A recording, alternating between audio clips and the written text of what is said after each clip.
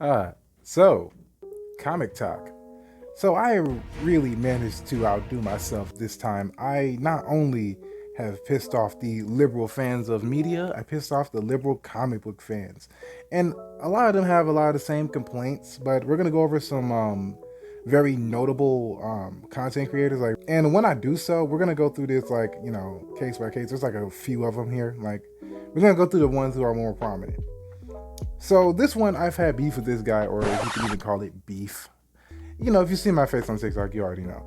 So this is by obviously Superfly, as he goes by on TikTok, and we're gonna get right into his response video onto me. The people who like these characters don't own more than 20 comic books.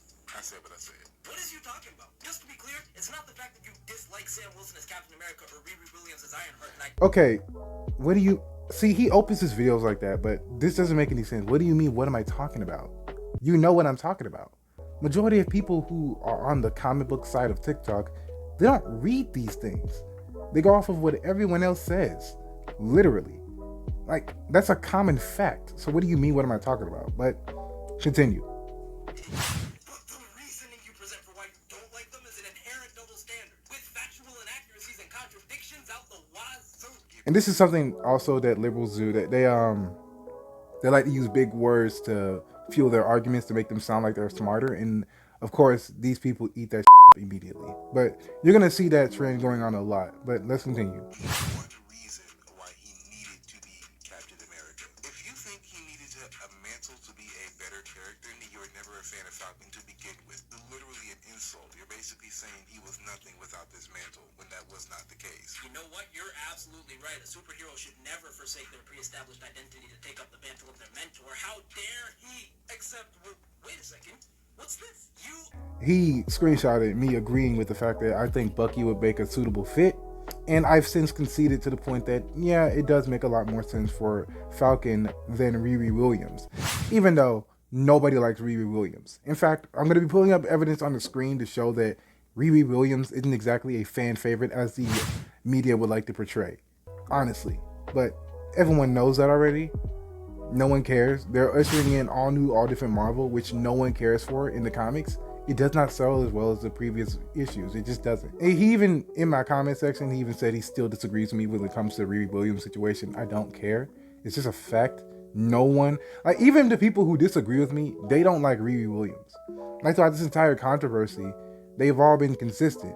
Riri Williams is a terrible character. So you can have the whole, Falcon and Captain America thing if you want to, and it is still mainly political.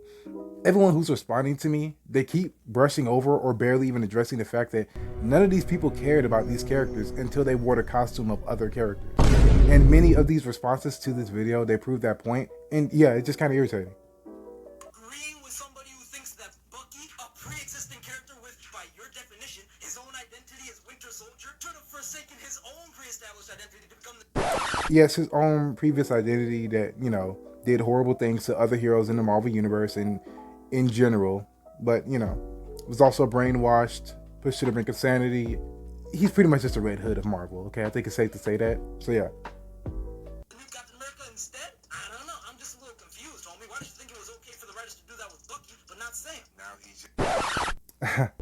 Yeah, this is where all the good stuff comes in. This is where everyone starts calling me an Uncle Ruckus, an Uncle Tom, and a Coon. Yeah, that's where all this starts.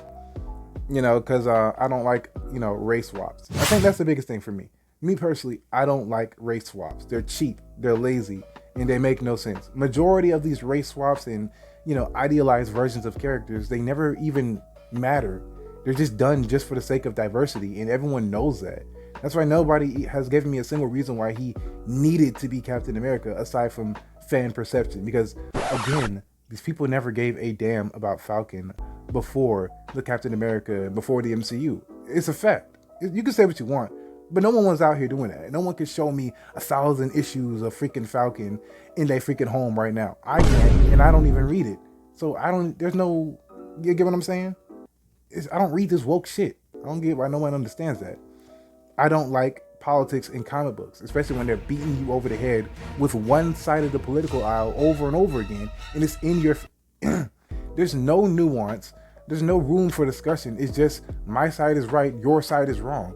And then the worst part is they put all this, LGBTQ, all this pride stuff. They put all of this junk in comic books where mainly teenagers read, but then they want to claim it's not an agenda and they're not grooming these kids. But that's the part they leave out of all these videos because they're liberals. All these people, they're all on one side of the political aisle, the right side, the side that promotes, castration drugs on children, but we'll get into that. Black Captain America with wings. Oh, that's right, because that would make Sam the Black Captain. Look, that pretty much wraps up this guy. Also, do me a favor, follow everyone I'm finna be, breaking down in these videos. Ain't no hate. Like, people think I'm supposed to, like, squeal and cry whenever I get called out for stuff. If someone makes a good point, I'm gonna address it. I'm not a child on this app. This ain't my first rodeo. I've been on TikTok numerous of times. In fact, follow me on TikTok, by the way. Now, let's look at the more rational responses to this. That makes sense to do that. But Falcon was literally designed to be Captain America's sidekick. And that's not even a slight against Falcon. That's just the truth. Taking his own reestablished identity to become the... Really? You're damn right. Hey, both of y'all, sit down. I want the pick a corner. Pick a corner and sit in it. I ain't even got to yell at nobody this morning. Y'all already going after each other? On a serious note, I don't want to see you two argue. Stop arguing. What we're not going to do is have two black men arguing over one black... Exactly. And that's why I made so many response videos and so many final response videos to all of this, because I just want to nip it in the bud. After this video, the one person who came with a little bit of sense, even though I have my disagreements, and we're going to get into that right after this, but it's just yeah, what's the point? We arguing about black characters. We want the same thing at the end of the day. We just want it in a different way.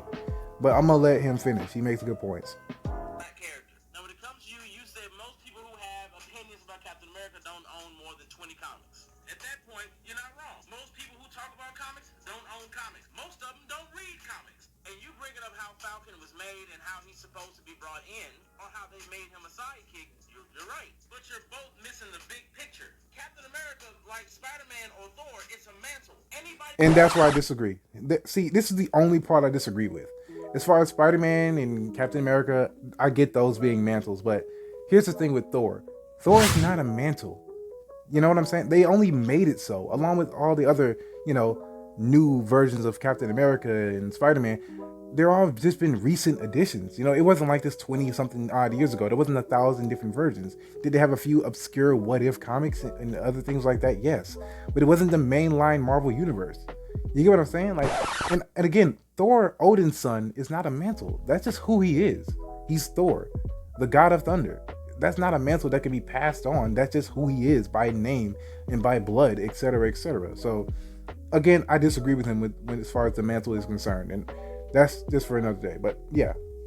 You can be that mantle. As long as you are willing to carry the shield, rather it be the original or one of your own making, you are Captain America. That's just how it works. Now, am I giving my... Again, in the newest additions to the Marvel canon, that is a thing now. But again, this was recent, and it's all just been for political messaging now.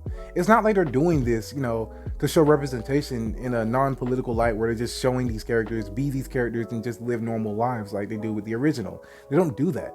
They always push a political statement. And that's, again, that was the point of the video. And they're pushing political messages instead of telling a story with these characters that they use. That's where it just becomes political talking points instead of actual characters. You get what I'm trying to say here? So yeah. Opinion? Hell no. Again, that's pretty much what he's going to start listing off. He's going to start listing off everything that, Marvel has since retconned into the Marvel canon. Okay, so now that's out of the way. Now I'm finna get out of pocket. Because now this is where I get a little bit annoyed. Because we have a TikToker of 3.1 million followers. And he decided to make a little hit piece on me. And that's what it is. We're going to get into why I said that. On me and my take. Just because I don't like these idealized characters. These race swaps and gender bent versions. And he has a particular problem with that. Let's get into it. I swear I wasn't going to do this, but okay, whatever, let's go. Majority of the people who like these characters don't own more than 20 comic books. Out of the gate with the gatekeep, he seems fun. I bet y'all can. And there we go. See, right off the bat, this man has no respect for me. Let's get that out of the way. See, if I don't, as a black man, like and fall in line with the other black people who mindlessly follow and shill every single thing they get just because they painted a pre-existing character black, apparently I'm a very heartless person who doesn't understand comic book fans and I'm gatekeeping. Even if that is a proven fact by the previous video, if you don't know who King Lion is, I would be remiss if you didn't. Like, he even has a whole series dog walking people.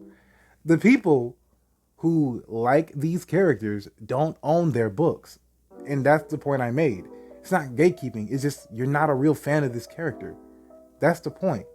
Let's continue. And give me one reason why he needed to be Captain America. I'm gonna be real, this question is purposefully asinine because you're not really explaining what needs to be Captain America actually means. Because from a macro level, we don't need any of this. Steve Rogers doesn't need to be Captain America. Same way that Bucky didn't need to be Captain America. You say it was redemption, but characters get redeemed all the time without the need of taking up the mantle of another character. That makes no sense. But you're missing the point.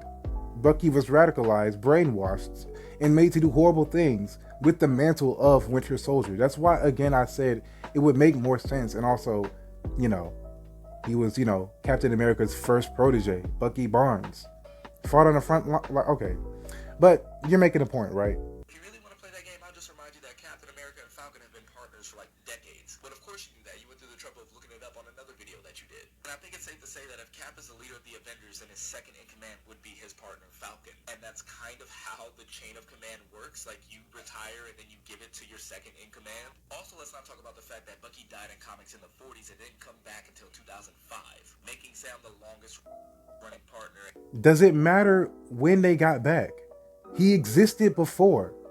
You're missing the point. The point I'm making, again, is only done for political ideology.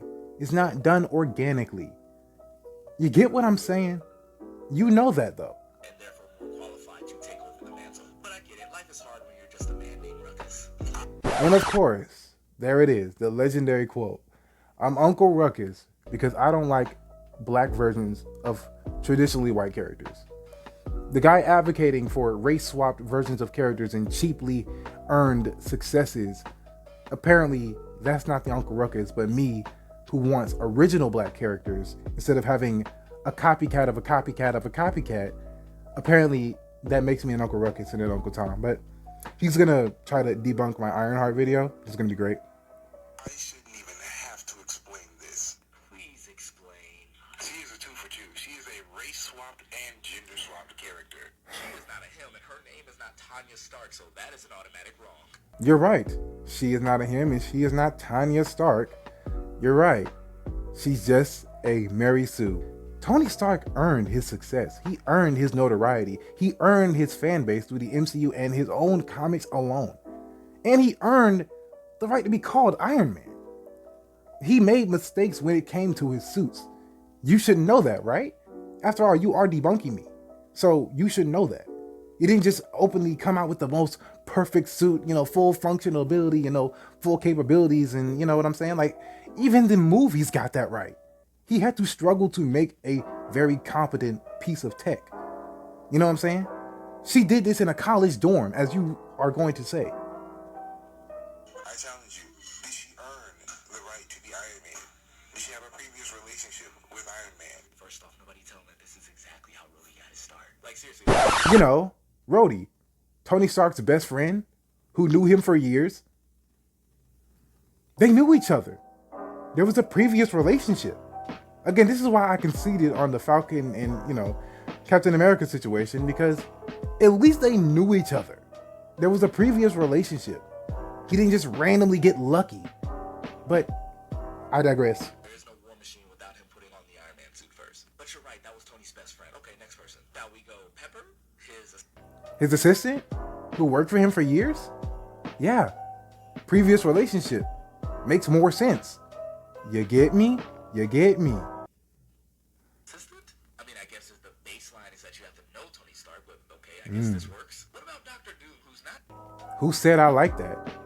And do I have to address everyone who put on Stark Tech in a debate about this? Because I can. And they're all stupid. They're all just different versions of the same character who's not as popular as the main guy wearing the suit. You know that. The comic book sales know that. Everyone knows that. So yeah, what are you talking about? He was specifically an Iron Man villain. He just decided one day if Tony Stark was going to be gone, he was going to be the better Iron Man. Also, I'm not hearing you talk about Nathaniel Richards either. because this is about Ironheart and Falcon, not these other fake versions of Iron Man. You get what I'm saying? And again, my problem isn't the fact that they exist. My problem is a lot of them are done for political talking points.